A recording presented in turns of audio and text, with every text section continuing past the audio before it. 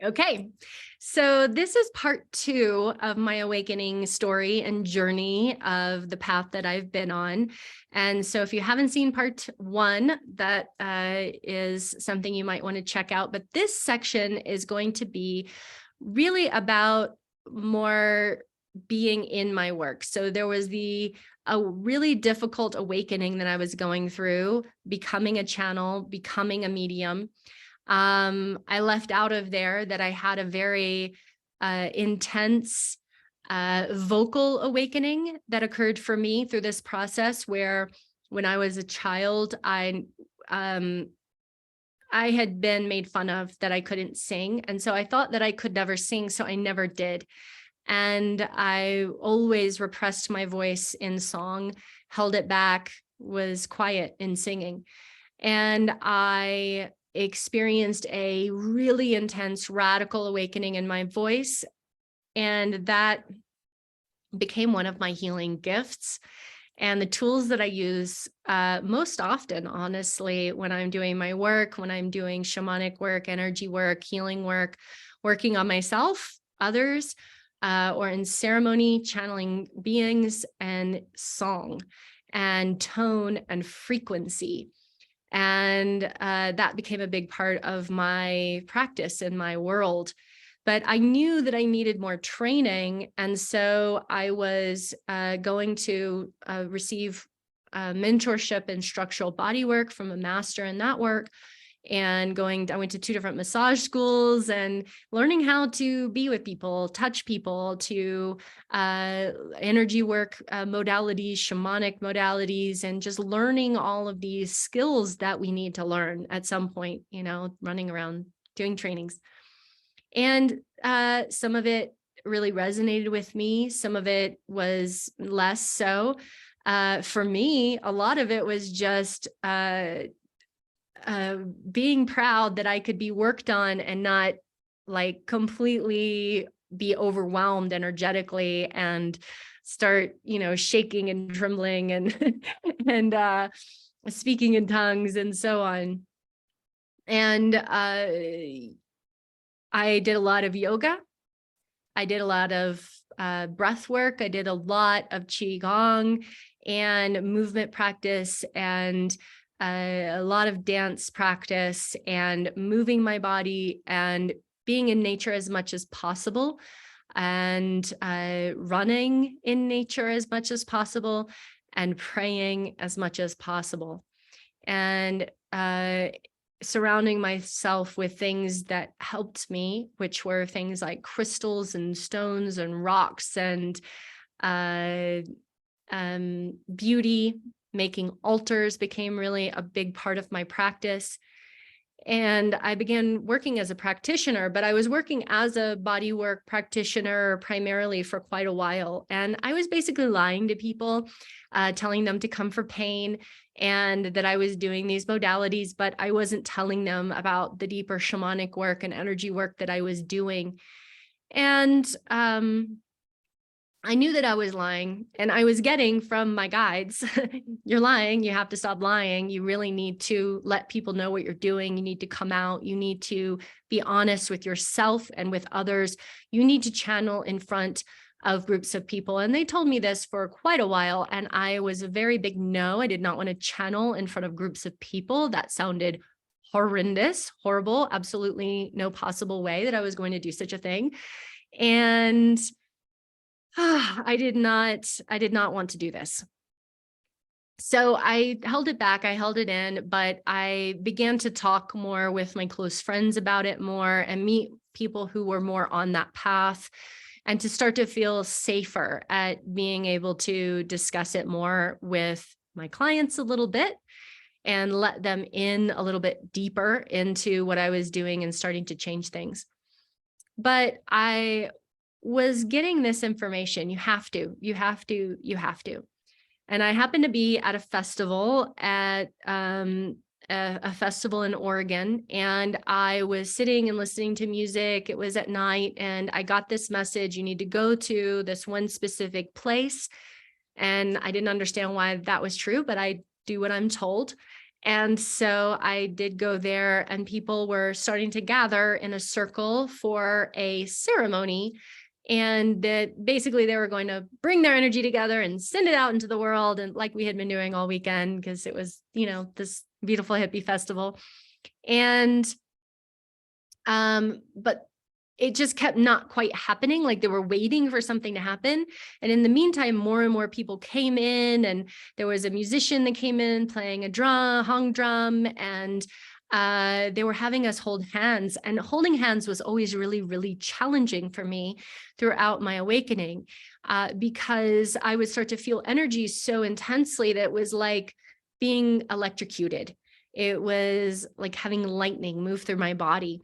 And so it was very uncomfortable. I tried not to do it at all, but here I was doing it. And I was just, just trying to hold myself together. And finally, at some point, I said, hey, I have to say something. If we don't get this thing started soon, I'm going to like get weird. I'm going to bring something through and get witchy. And I don't want to do that. And the woman leading it said, that's what we're here for. And then all the people around me looked at me and said, yes, that's what we're here for. And it was such a strange experience. And so I felt like I had to, and I stepped forward into the circle, and I went into incorporated channeling, and I channeled in front of a group of people. And there was the part of me having the experience of the channeling, and the message was coming through. And then there was the part of me in the back of my brain that was still my consciousness saying, what are you doing? You are crazy. This is horrible. Stop now, stop now, stop now. So I definitely shut it down sooner than I, definitely shut it down. And as I was standing there with my eyes closed, I was so scared. I knew that I had done something irretrievable. And I just knew this was going to end poorly. But when I opened my eyes, I saw the people, and they were smiling. And it was so intense. It was one of the most intense experiences of my life, that all of these people had just seen me in this state that I had tried for years and years to hide. I never wanted anybody to see me that way. I thought that it was ugly. I thought that it was unlovable. I thought that no one could accept this. No one would want this.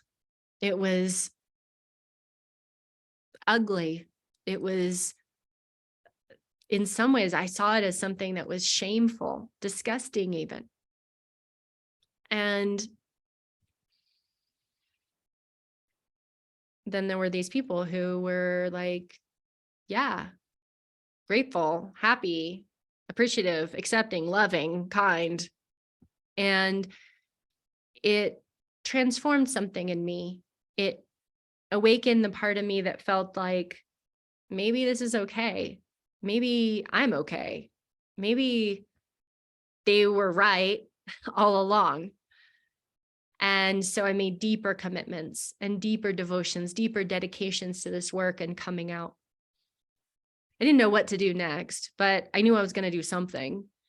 And, but what happened next was that I went back to my work and body work and these things. And what happened then was that all of my joints and my hands and my wrists and my elbows and my shoulders swelled up, and I couldn't move my hands like this. I could barely drive my car because you had to do this. And I was in horrible pain, and I couldn't work, and I couldn't make money. And I knew, I mean, I thought I had rheumatoid arthritis or something, but there was nothing actually wrong with me. But I knew that this was my body telling me that I couldn't go one more day without telling people who I was.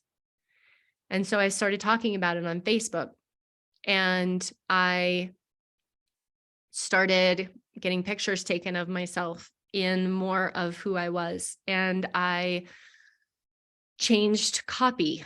I started a new website. I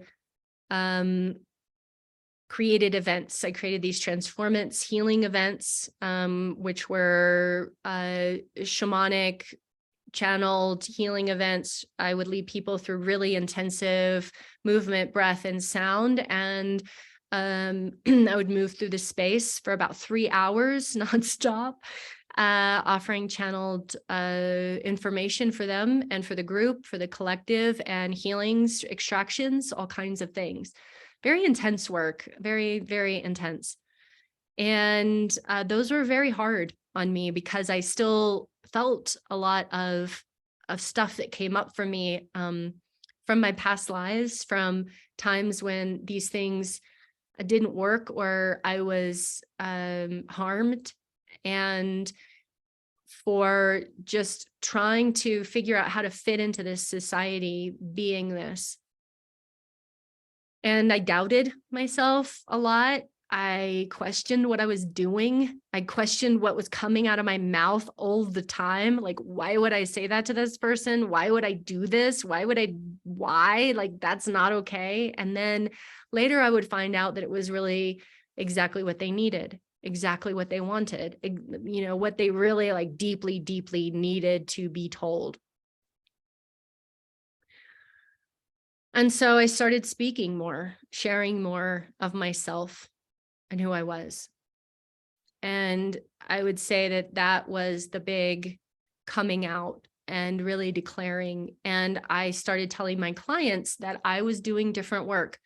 And if you wanted to keep working with me, great. But my work was changing. I started offering more classes and other things in movement and breath and the practices that I had learned that had helped me so much.